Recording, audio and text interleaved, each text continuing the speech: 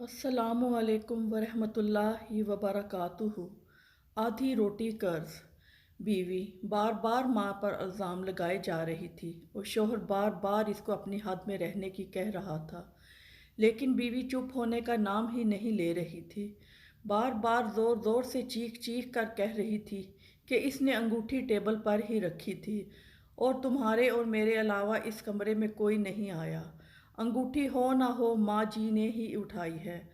बात जब शोहर की बर्दाश्त से बाहर हो गई तो इसने बीवी के गाल पर एक ज़ोरदार तमाचा दे मारा। बीवी से तमाचा बर्दाश्त न हुआ और वह घर छोड़कर जाने की, और जाते जाते शोहर से एक सवाल पूछा कि तुम्हें अपनी माँ पर इतना यकीन क्यों है।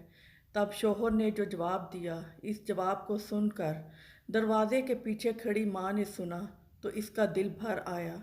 शोहर ने बीवी को बताया कि जब वो छोटा था तब इसके वालिद गुजर गए। मोहल्ले के घरों में झाड़ू पोंछा लगाकर जो कमा पाती थी, इससे एक वक्त का खाना आता था। माँ एक प्लेट में मुझे रोटी देती थी और खाली टोकरी ढक कर रख देती थी और कहती थी, मेरी रोटियां इस टोकरी में हैं, बेटा तू खा ले।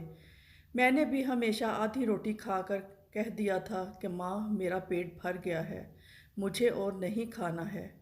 माँ ने मुझे मेरी झूठी आधी रोटी खाकर मुझे पाला पोसा और बड़ा किया है।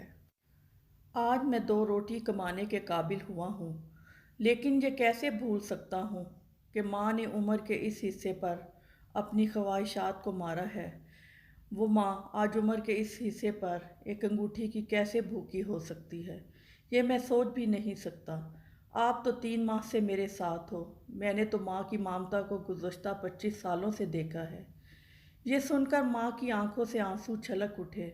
वो समझ नहीं पा रही थी कि बेटा इसकी आधी रोटी का कर्ज चुका रहा है या वो बेटे की आधी रोटी का।